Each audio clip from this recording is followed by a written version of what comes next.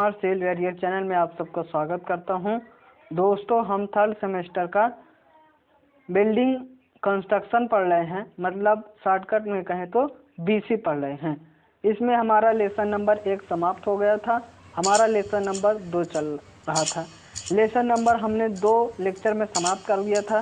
फिर हमने lecture number 3 और लेक्चर नंबर 4 हमने लेसन नंबर 2 पढ़ा था।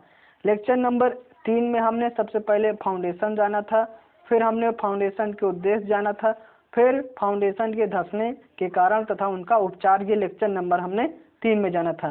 फिर लेक्चर नंबर 4 में हमने बेयरिंग कैपेसिटी जाना था और फिर भूमि अन्वेषण तथा उसका साइट इन्वेस्टिगेशन हमने जाना था। उसमें हमने 5 जाना था, उन सब का हमने विस्तार पूर्वक अध्ययन कर लिया था। आज दोस्तों ये लेक्चर नंबर हमारा 5 है।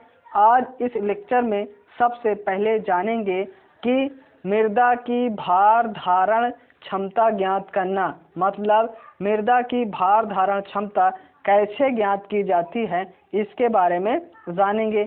तो दोस्तों वीडियो को स्टार्ट करते हैं और सबसे पहले हम आज इस टॉपिक में जानेंगे मृदा की भार धारण क्षमता कैसे ज्ञात की जाती है, इन सब के बारे में जानेंगे।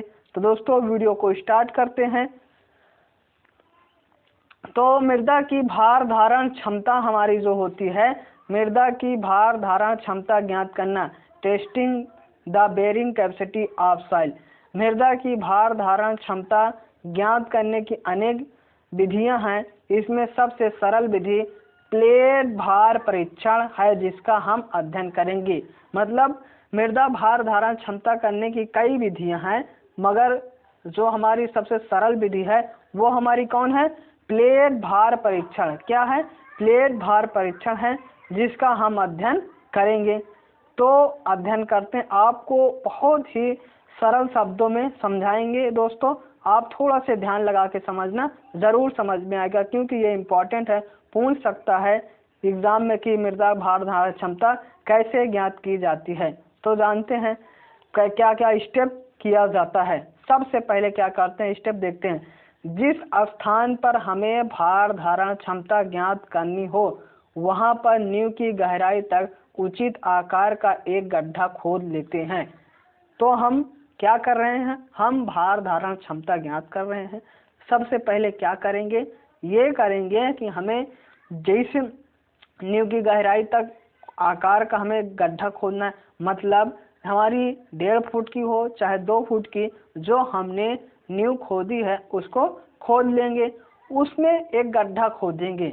गड्ढा हमारा उचित आकार, मतलब ज्यादातर हमारा कैसा होता है? वर्गाकार होता है।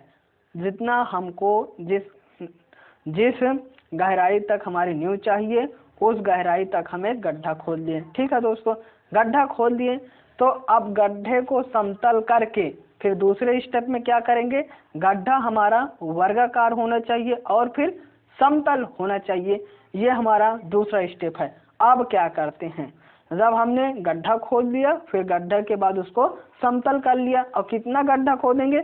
जितना हमें नींव की आवश्यकता रहेगी उतना हम गड्ढा खोदेंगे। चाहे 1.5 फुट खोदें, चाहे 2.5 फुट खोदें, चाहे जितना आप न्यू फाउंडेशन बनाना चाहते हैं उतना खोदें। इसमें कोई हमारी लंबाई और गहराई उसका कोई वो नहीं है। और ज्यादातर जो उसका आकार रहेगा गड्ढे का, हम वर्गाकार खोदेंगे। अब क्या करते हैं? गड्ढे को समतल करके इस बात की एक वर्गाकार प्लेट, जो हमने गड्ढा खोदा वो हमारा गड्ढा वर्गाकार था, उसको हमने नीचे जो तल था उसको हमने साफ किया। इस वर्गाकार plate 30 centimetre into 30 centimetre into 18 mm, जिसके ऊपर 30 सेंटीमीटर इंटू 30 सेंटीमीटर तथा 1.25 मीटर से 2.5 मीटर ऊंची बल्ली काउंटर संघ स्क्रू द्वारा जुड़ी रहती है। पहले समझिए दोस्तों, सबसे पहले हमने गड्ढा खोदा। जब हमने गड्ढा खोदा तो उसको वर्गाकार में खोदा, फिर उसको क्या किया? समतल किया। उस समतल पर, जो हमने समतल किया, उस पर अब हम एक प्लेट रखेंगे। क्या रखेंगे? वर्गाकार प्लेट रखेंगे। कैसा होगा हमारा? वो हमारा वर्गाकार प्लेट होगा। प्लेट को, और जो उसकी वो होती लंबाई चौड़ाई होती है, लंबाई हमारी 30 सेंटीमीटर होगी और हमारी चौड़ाई भी 30 सेंटीमीटर होगी। मतलब जो उसकी मोटाई होगी वो कितनी होगी, 18 mm होगी। हमने उस समतल पे रख दिया। ठीक है दोस्तों, यहाँ तक उम्मीद करते हैं आपको समझ में आया। फिर क्या करते हैं, जब हमने वर्गाकार प्लेट था उसको रख दिया जिसकी हमारे 30 × 30 सेंटीमीटर 18 mm थी।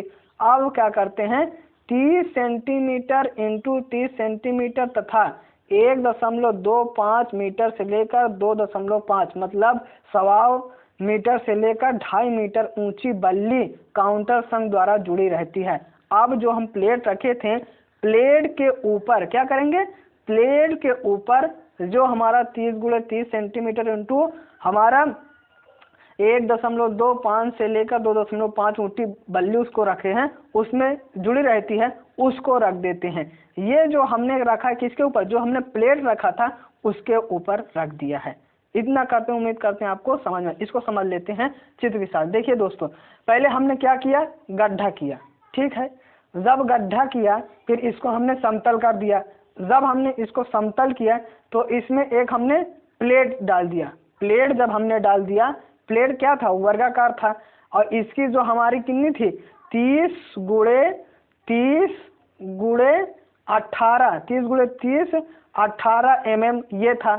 इसके बाद इसने फिर इसके ऊपर हमने फिर एक प्लेट रखा, प्लेट और इसमें एक बल्ली जुड़ी होती है। बल्ली की जो हमारी ऊंचाई होती है ये 1.25 से लेकर कितना होता है, 2.5 ये होता है, और ये इसमें जुड़ी रहती है। इसको रख दिया इसके ऊपर। उम्मीद करते हैं यहाँ तक आपको समझ में आया होगा।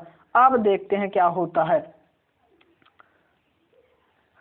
ऊंची बल्ली जुड़ी होती है। इस ऊर्ध्वाधर बल्ली के ऊपर जो हमने, अब इसको सीध की सहायता से आपको समझते हैं, इस ऊर्ध्वाधर ऊंची बल्ली रखी होती, इस ऊर्ध्वाधर बल्ली के ऊपर, इस ऊर्ध्वाधर बल्ली के ऊपर एक मजबूत लोडिंग प्लेटफॉर्म बनाया जाता है। यह आपको चित्र दिखाते हैं।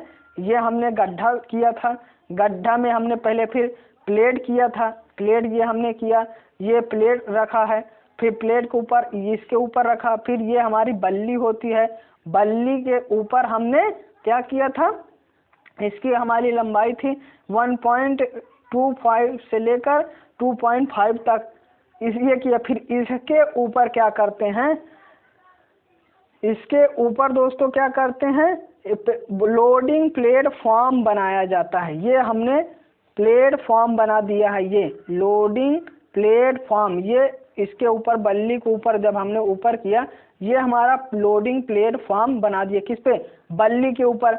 जब हमने प्लेटफॉर्म बना दिया है, बल्ली को पूर्णतः ऊर्ध्वाधर रखने के लिए क्या करते हैं, ये हमारी बल्ली इधर उधर गिरे ना, इसके लिए हमने गाड़ दिया। क्या किया, गाड़ दिया। ये इसको जो भूमि क्षैतिज कड़ियों को, पच्चड़ों को जकड़ दी जाती है, ये टेके बल्ली के ऊपर नीचे सरकने नहीं देती है, वाले जुड़ी रहती, ताकि बल्ली प्लेट भार को स्वतंत्र रूप से मृदा धारण कर सके। बस इतना सा हमारा प्रोसेस था।